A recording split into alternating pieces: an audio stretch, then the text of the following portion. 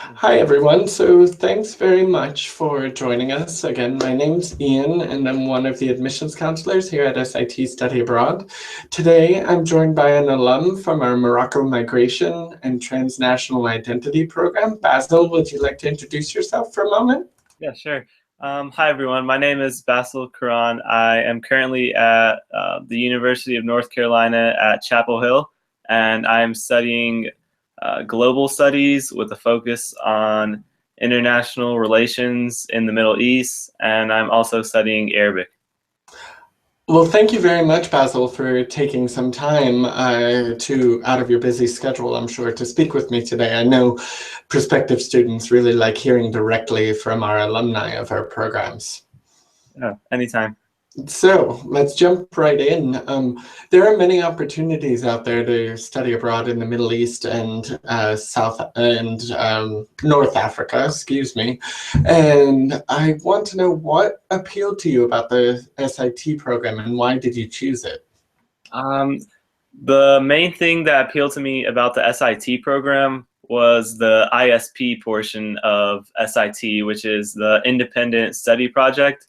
So after taking courses based on Moroccan migration and transnational identity in the country, we were assigned to conduct a research project by ourselves inside Morocco on anything related to migration and transnational identity.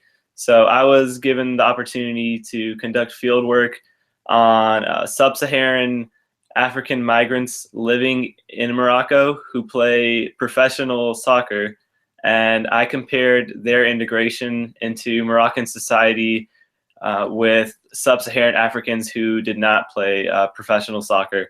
And I found out that these soccer-playing migrants had much of a smoother integration process and assimilation compared to their counterparts.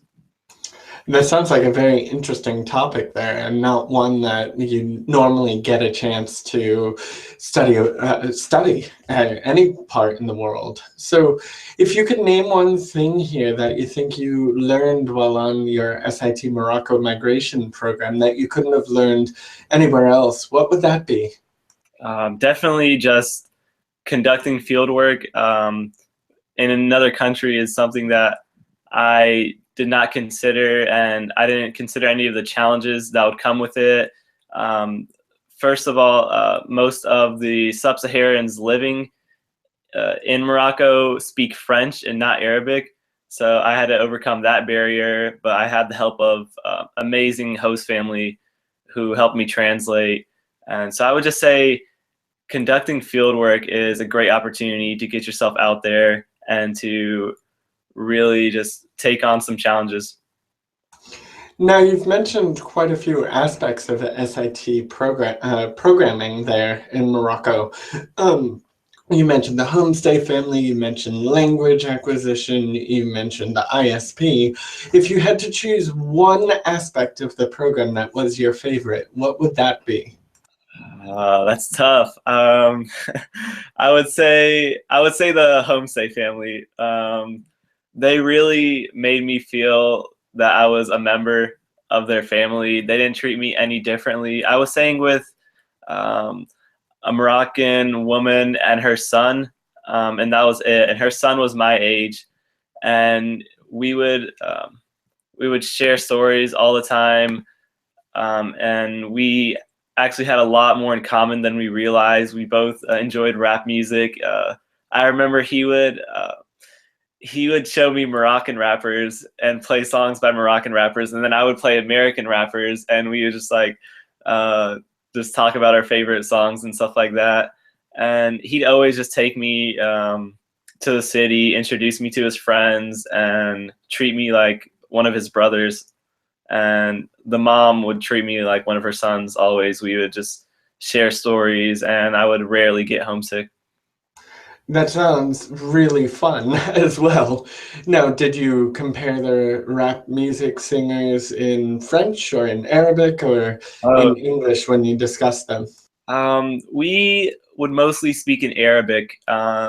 I have an Arabic background, so I could communicate with my host family in Arabic, but the Moroccan Arabic dialect is a little different than the Arabic I'm used to. It's Which dialect would that be for you? I'm used to the Palestinian Arabic dialect. So in Morocco, since they have a history of France colonization in that country, their language has been influenced by the French. They have French words combined into their vocabulary. They have even Spanish words towards like the northern part because it's so close to Spain. And then the Berber language, which is like the local indigenous language, is also fused into this Moroccan Arabic. So it's very hard to understand it. But my brother and host mom would speak to me in classical Arabic, which is like the Arabic that is shown in news and media. So that was kind of a medium for us to communicate, and it worked out pretty well. That sounds absolutely fascinating with the linguistic mishmash that Darija actually is.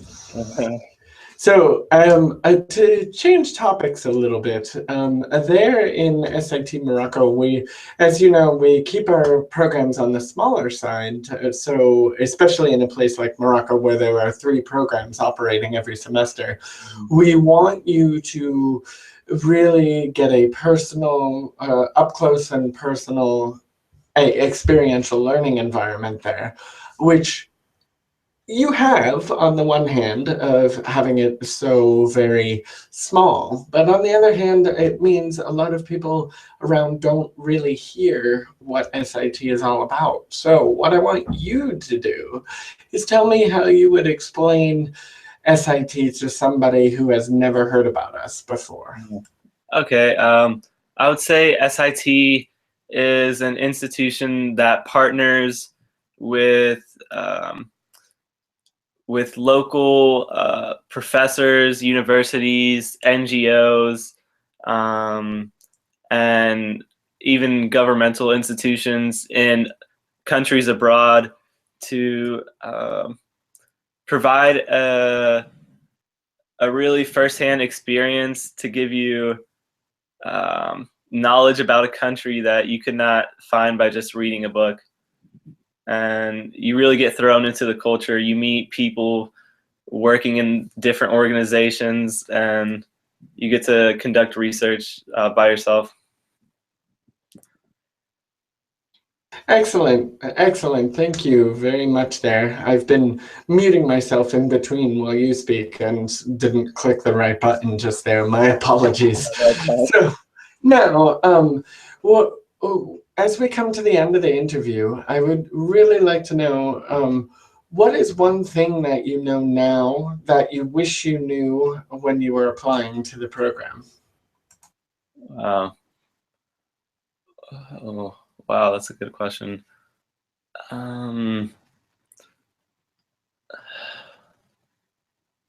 Wow. I definitely would have known about the Darija Moroccan fusion Arabic, and I should have been more informed about the French influence in the country because French is like one of their national languages.